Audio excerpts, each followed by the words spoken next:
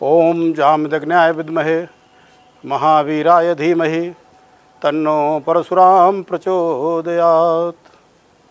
अभी तक हम लोगों ने विभिन्न भागों में चिरंजीव भगवान श्री परशुराम से संबंधित विभिन्न प्रकार के कथानकों का, संदर्भों का विश्लेषण किया, उस पर चर्चा की और जो ब्रह्म भगवान के बारे में, मिथक जो परमात्मा के बारे में विभिन्न ग्रंथों में आए संदर्भों के कारण और उनका सही परिप्रेक्ष्य में नहीं समझने के कारण जो मिथक व्याप्त है, उन पर भी चर्चा की।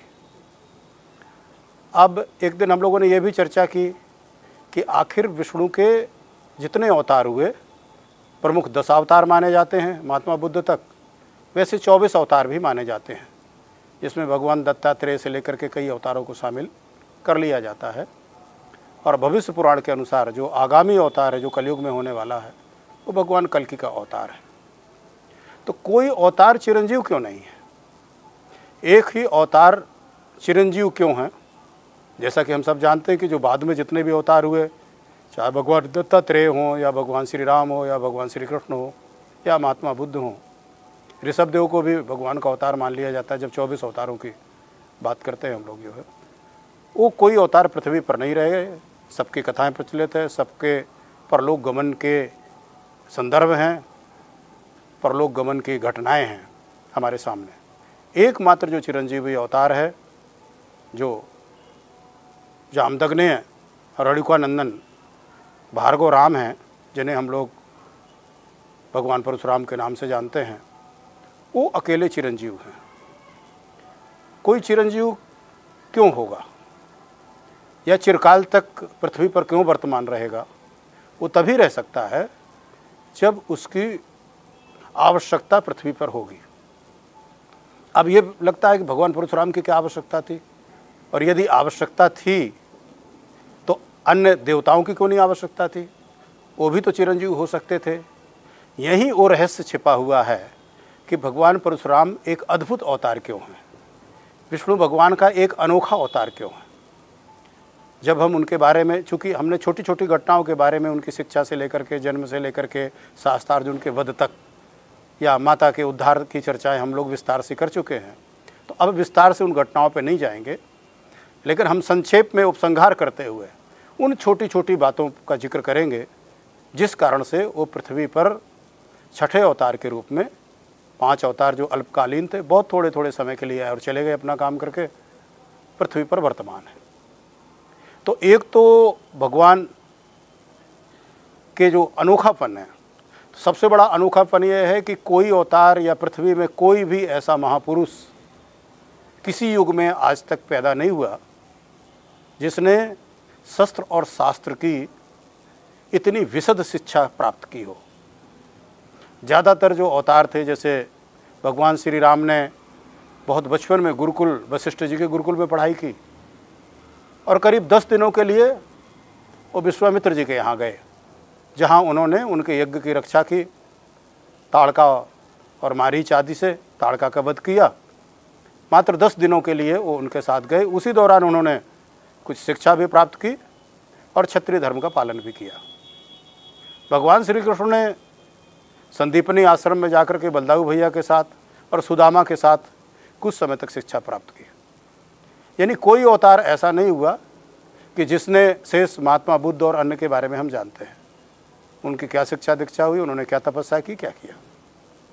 और भगवान परशुराम के बारे में जैसा हम जानते हैं कि अपनी माता से शिक्षा प्राप्त करने के बाद उन्होंने अपने कुलगुरु चायमान ऋषि से शिक्षा प्राप्त की, अपने पितामह ऋचिक के आश्रम में शिक्षा प्राप्त की, फिर विश्वामित्र जो उनके संबंध में मामा नाना थे, यानी उनके पिताजी के मामा थे, इसलिए भगवान परशुराम के वो मामा नाना कहलाए, उनसे शिक्षा प्राप्त की।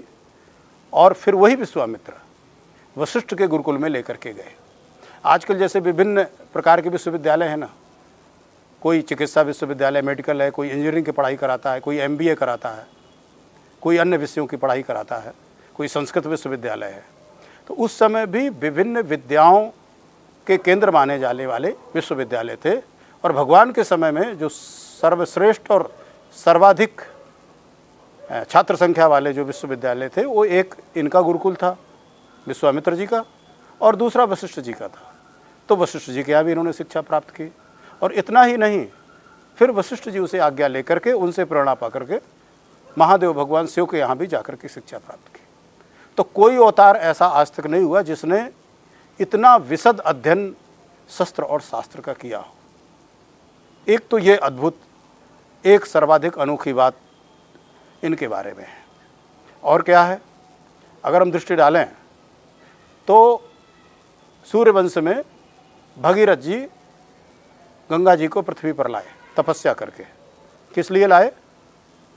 जो कपिल मुनि के श्राप थे, साप से सगर के 60,000 पुत्र जो भस्म हो गए थे पाप के कारण, श्राप के कारण, उनकी मुक्ति के लिए राजा भगीरथ ने तपस्या की और गंगा जी को पृथ्वी पर लाए।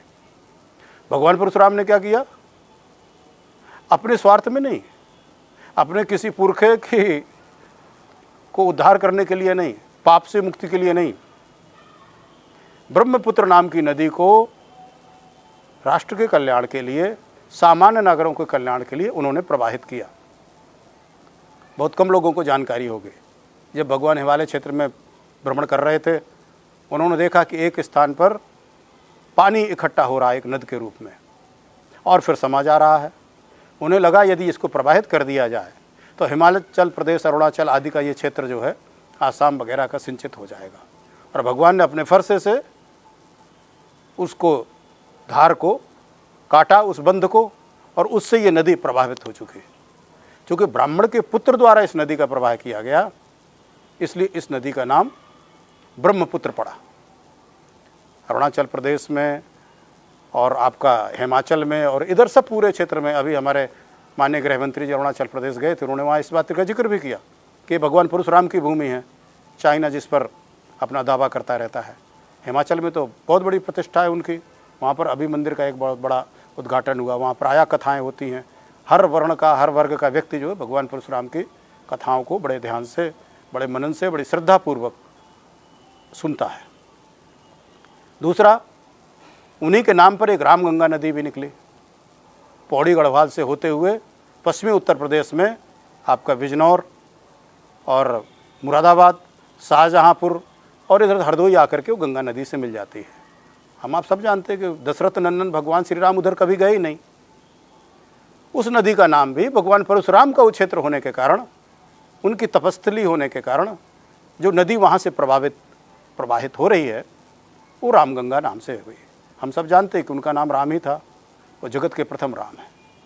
और क्या अनोखापन इस अवतार में, जो ब्रह्म का जो वाचक है पतंजलि के अनुसार, वो तो ओम है, तस्य वाचक प्रणवा, प्रणव उनका वाचक है। दूसरा जो ब्रह्म को सीधे संबोधित करता है, स्मरण करता है जो नाम, वो है राम।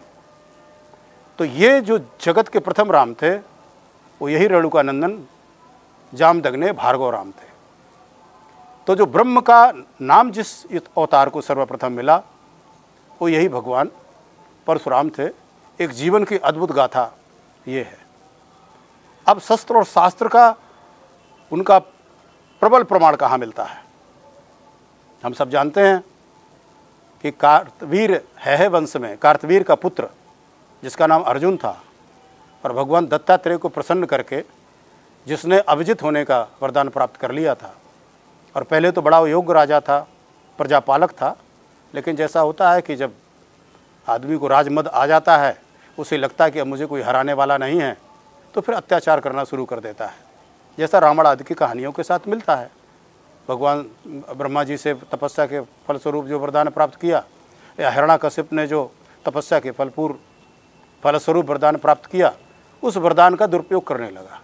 ये प्रायः जो धीर पुरुष नहीं होते हैं, वो इस तरह से सत्ता पा करके, शक्ति पा करके मदमस्त हो जाते हैं।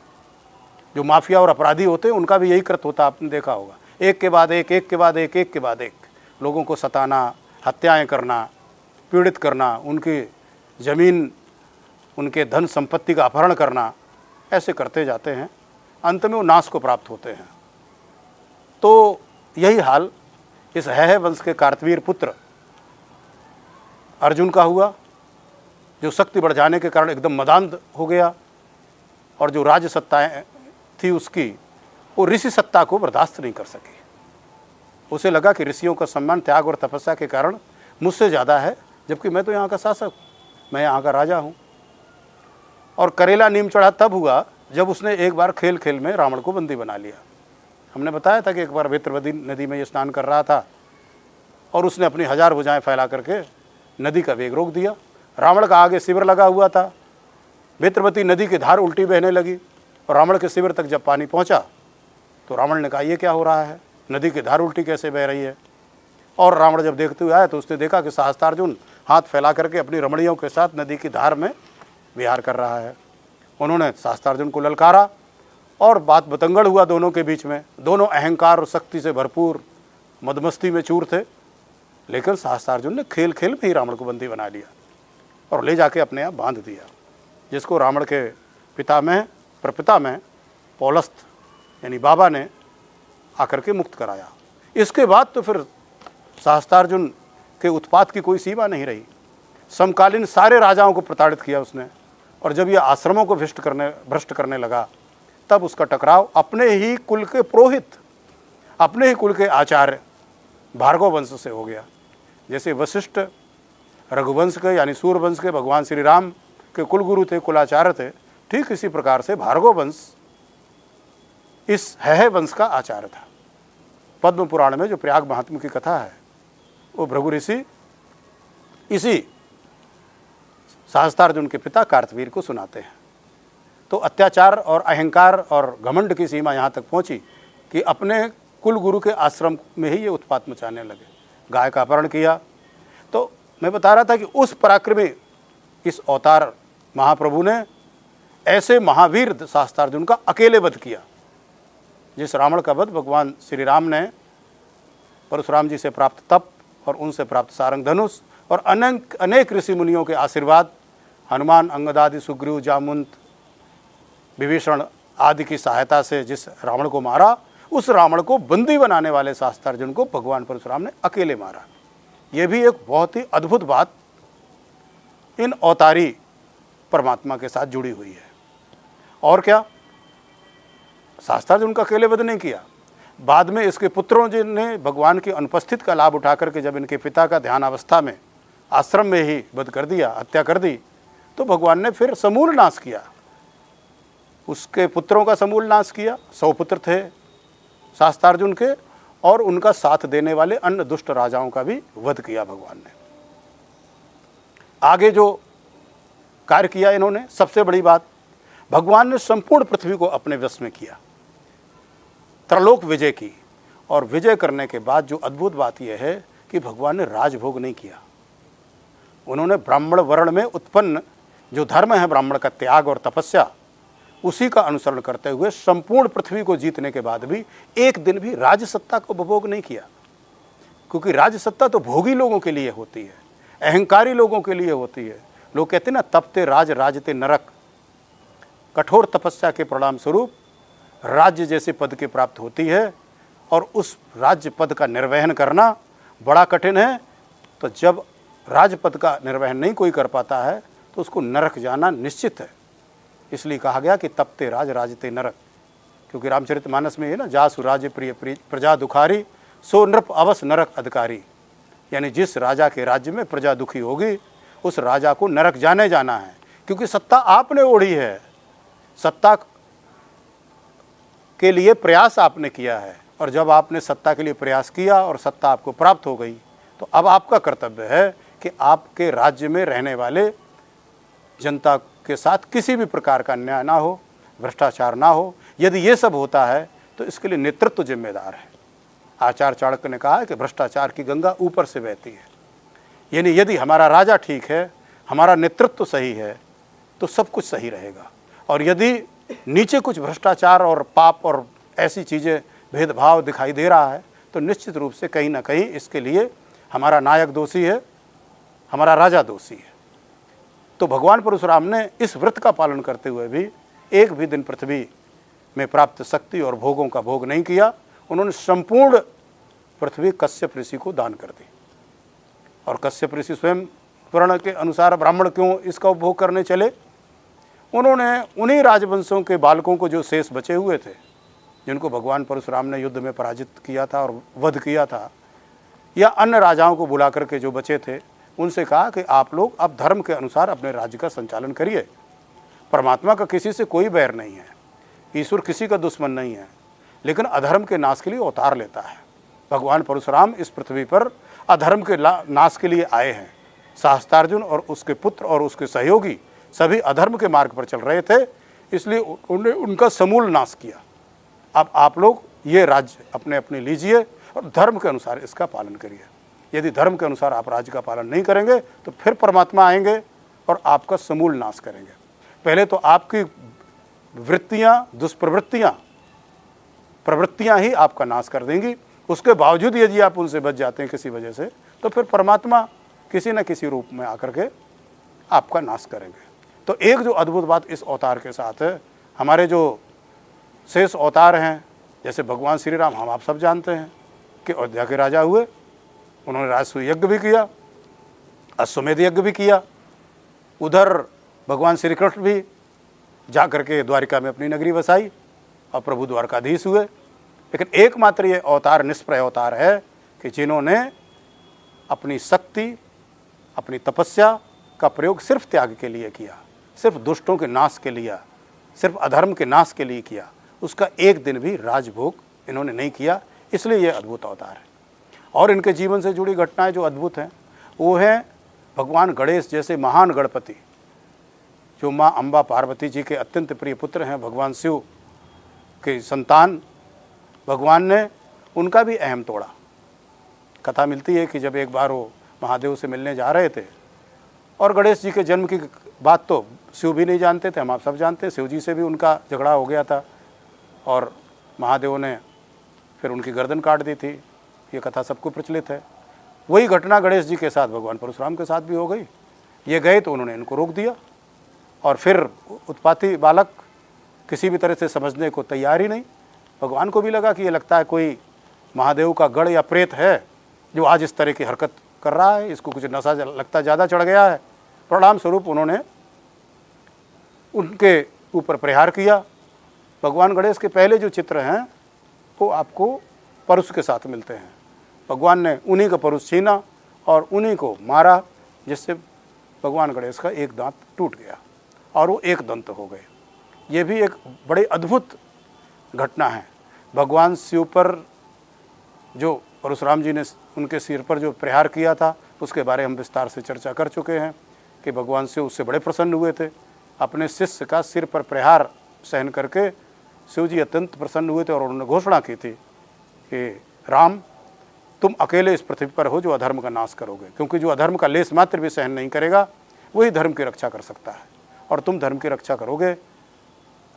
अधर्म के मार्ग पर तुम्हारे गुरु, तुम्हारी माता पिता, कोई भी चलेगा, तुम बर्दाश्त नहीं करोगे। और यही प्रसन्न होकर के उन्होंने अपना एक नाम खंड परशु रखा, जो शिव पुराण में जिसका जिक्र है 100वें श्लोक में, और विद्वजू नाम का परशु उन्होंने भगवान परशुराम को दिया। और उसके बाद ही वो जामदग्ने रेणुकानंदन भार्गव राम परशुराम के नाम से विख्यात हुए।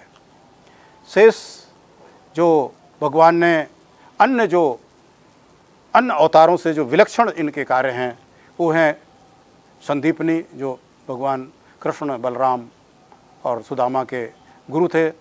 वो संदीपनी ऋषि इनके शिष्य बने।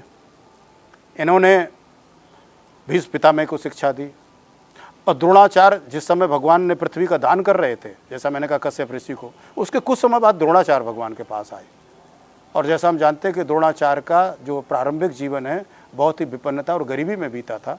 आटा घोल घोल करके, यानी बेटे अश्वत्थामा के लिए दूध नहीं मिलता था और आटा घोल करके वो अश्वत्थामा को पिलाते थे।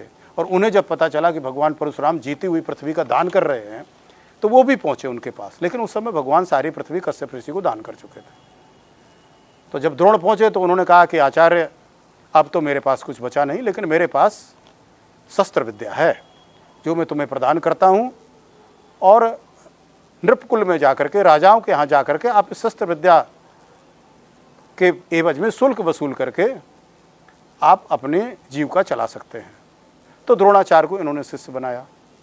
भीष्म पितामह को भी भगवान ने शिक्षा प्रदान की। और कर्ण ने भी छद्म वेश में जाकर के भगवान से शिक्षा प्राप्त की।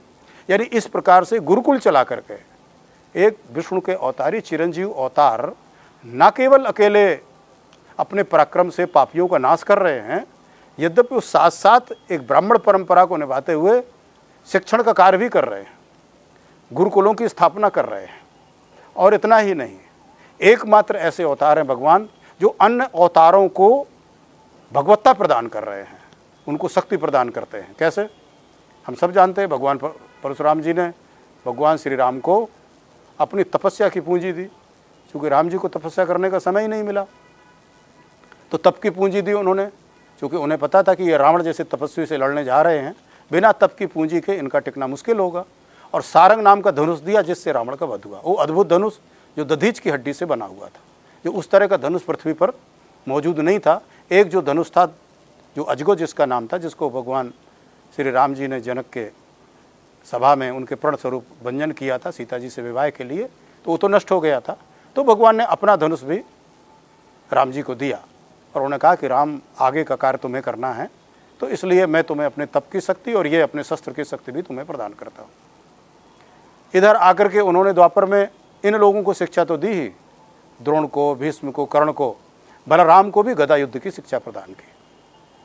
और कृष्ण को हम आप सब जानते हैं कि कंस के वध के समय कृष्ण के पास चक्र सुदर्शन नहीं है। अब तो आप कथाओं में, सीरियल वगैरह में भी इन चीज़ों को देख चुके होंगे। हालांकि महाभारत जो पिछली आ रही थी उसमें लेखक ने भगवान परशुराम द्वारा श्री कृष्ण को चक्र सुदर्शन देना तो दिखाया, लेकिन संदीपन ऋषि के आश्रम में दिखाया, जो शास्त्र के अनुसार नहीं है।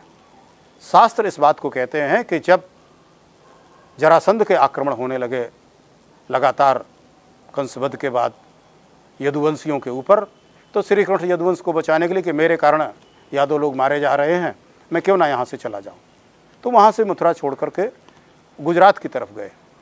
लेकिन इसका पीछा किया जरासंध ने।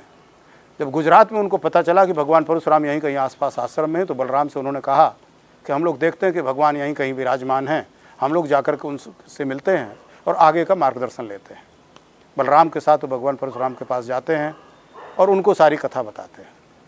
भगवान परशुराम कहते हैं, कृष्ण मुझे सब कुछ मालूम है, तुम चाहो तो अब यहाँ पर इस गोमांतक पर्वत में रहो, ये हर तरह से निरापद है, प्राकृतिक सुषमा से भरपूर है, यहाँ वो दुष्ट शायद नहीं आएगा, और तुम्हारे लिए मैंने एक शस्त्र भी सोच रखा है, लेकिन अभी उसका समय नहीं आया है, ठीक समय आने पर मैं शस्त्र तुम्हें सौंपूंगा।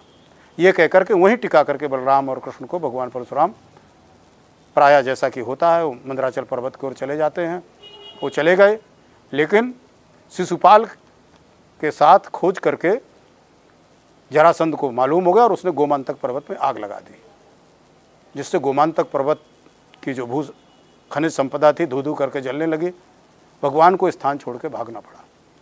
जब भगवान परशुराम को यह समाचार मिला कि उस दुष्ट ने तो पर्वत को ही जला दिया, तो फिर भाग करके इधर आए और उन्होंने कृष्ण को अपने पास बुलाया। बोले, कृष्ण अब वो समय आ गया है कि जो शस्त्र मैंने सोच रखा था तुम्हारे लिए वो मैं तुम्हें दूं। और भगवान ने वज्रनाभ नाम का जो चक्र सुदर्शन, जो भगवान कृष्ण की अंगुली में शोभायमान है, जो महाभारत के युद्ध में देखने को मिला होगा, वो भगवान परशुराम ने दिया। तो ऐसा कौन अवतार है जो अपने आने वाले अवतारों की भी सहायता कर रहा है, उनको भगवत्ता प्रदान कर रहा है, उनको महत्ता प्रदान कर रहा है। इस माने में भी भगवान परशुराम अनोखा अवतार है।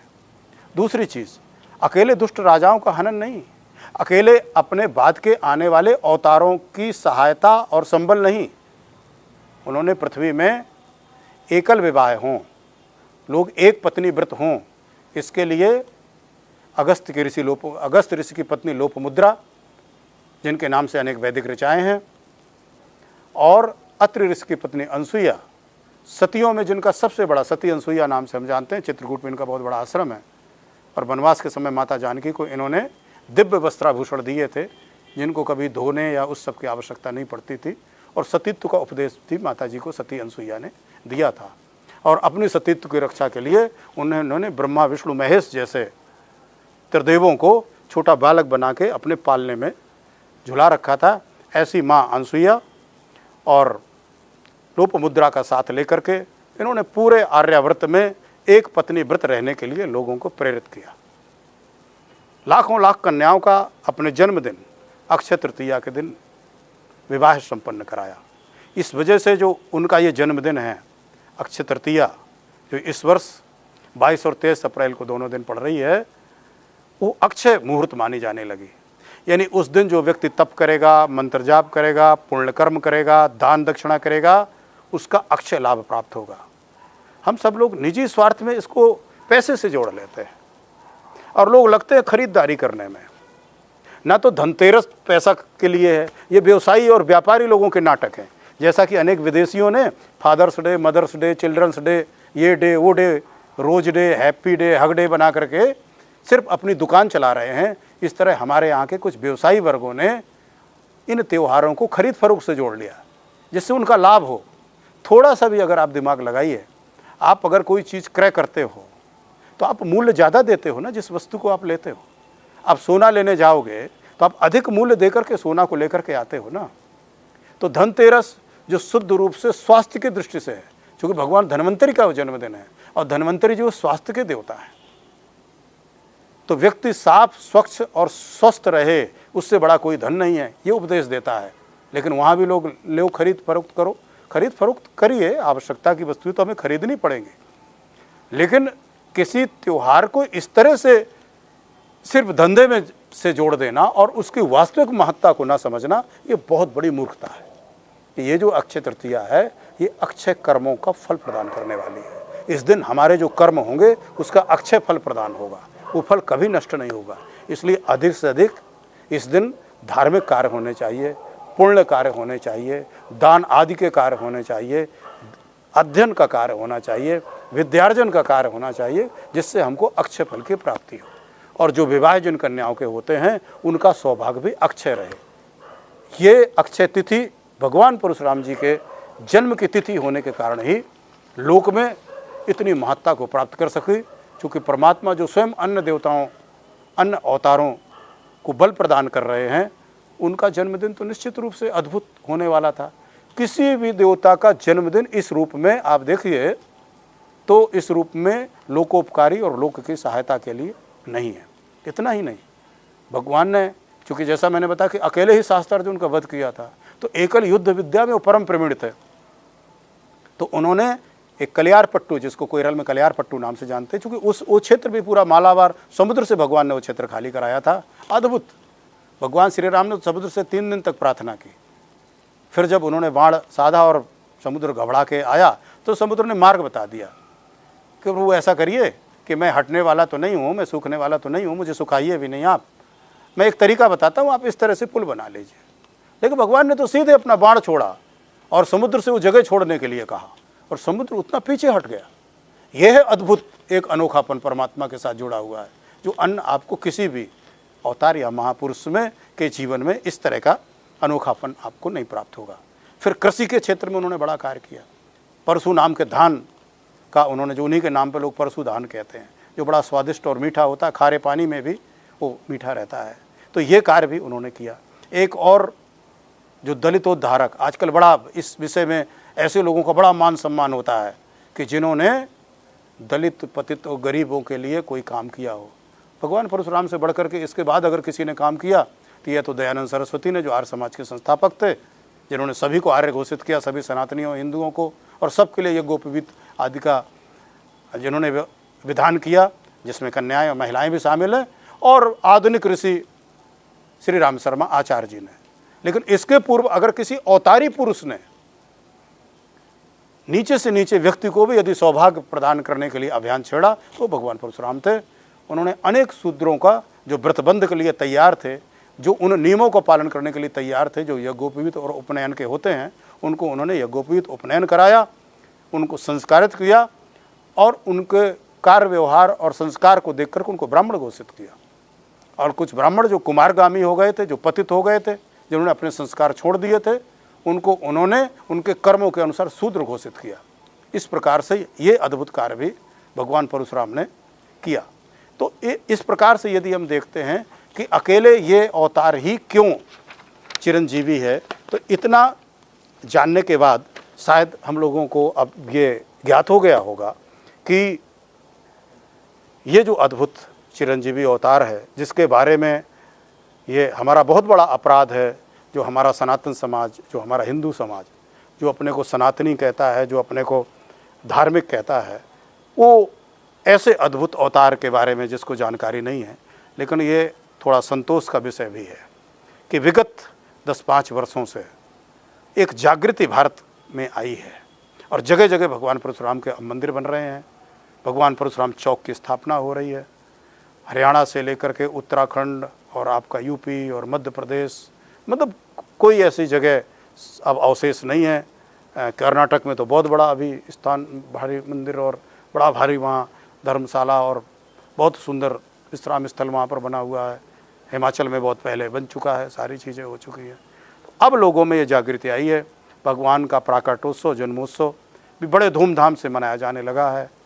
कुछ जो मूर्ख और जो राक्षसी प्रवृत्ति के व्यक्ति हैं, जिन्हें परमात्मा का मान सम्मान, परमात्मा के प्रति श्रद्धा, परमात्मा का भजन, परमात्मा का कीर्तन, परमात्मा का गुणगान और भक्तों की भक्ति पसंद नहीं आती है, वो जरूर टीका टिप्पणी करते हैं। ऐसे लोग हर युग में थे।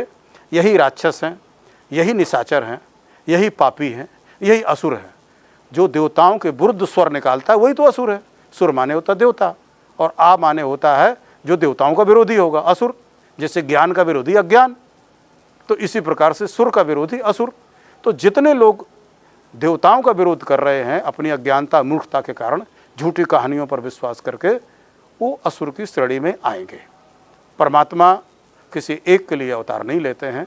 उनके अवतार का उद्देश्य एक तो अपने आचरण से लोक को शिक्षा प्रदान करना, पापियों और अत्याचारियों को नाश करके यह संदेश देना कि पाप की आयु, अत्याचार की आयु, अनीत की आयु, घमंड की आयु, अपमान की आयु अधिक नहीं होती है। एक दिन इनकी बहुत ही दुर्गति होती है। चाहे हम प्राचीन काल में रावण और हिरण्याकश्यप और हिरण्याक्ष आदि को ले लें या वर्तमान में ऐसे कई अहंकारियों को ले लें, आप देखिए नष्ट हो जा रहे हैं। एक पीढ़ी 2 पीढ़ी बाद नष्ट हो रहे हैं और वर्तमान रहते भी उनके कम से कम कीर्ति गाथा करने वाला तो कोई नहीं है। तो भगवान के जन्म का ये उद्देश्य होता है। ये किसी वर्ण या वर्ग के लिए पृथ्वी पर नहीं आते हैं। वो पृथ्वी माँ का भार स्वरूप जो लोग हैं, जो कदाचरण में प्रवृत्त होते हैं, उनका नाश करने के लिए, उनको शिक्षा देने के लिए, उनको पाठ पढ़ाने के लिए, उनका मार्गदर्शन करने के लिए परमात्मा पृथ्वी पर अवतार होते हैं। मेरे आप सभी सनातनियों को, हिंदुओं को इस भगवान परशुराम के प्राकटोत्सव जो 22 और 23 अप्रैल को पूरे भारतवर्ष का, अब तो पूरे पृथ्वी पे, पूरे हर देशों में मनाया जाने लगा है, इसके आप सबको हार्दिक शुभकामनाएं। परमात्मा आप सबको शक्ति प्रदान करें, आप अधर्म से लड़ सकें, पाप के नाश में आप सब भी प्रवृत्त हो सकें, आप अत्याचार को सहन ना करें, आप अपनी शक्ति को मजबूत करें, क्योंकि हमारे श्रुति शास्त्र भी कहते बलम उपासो, आप बलवान बने। भगवान परशुराम ने जिस तरह से शरीर सौष्ठव, शस्त्र और शास्त्र विद्या को साधा, आप सब भी स्वयं और अपनी संतानों को इसके लिए प्रेरित करें कि वो भी पराक्रमी बने, तेजस्वी बने और त्यागी बने, तपस्वी बने, अध्ययनशील बने, शस्त्र और शास्त्र का अध्ययन करें। मैं अपनी बात को राष्ट्रकवि रामाधारी सिंह दिनकर की एक पंक्ति से समाप्त करूंगा। जो उन्होंने लिखा है कि भगवान परशुराम के बारे में, उनको सभी से अतुलनीय घोषित करते उन्होंने लिखा है कि कहता है इतिहास जगत में हुआ एक ही नर ऐसा, कहता है इतिहास जगत में हुआ एक ही नर ऐसा, रण में कठिन काल समक्रोधी, तप में महासूर्य जैसा। रण में कठिन काल समक्रोधी, तप में महासूर्य जैसा। जय जय परशुराम, जय जय भगवान परशुराम, जय जय श्री।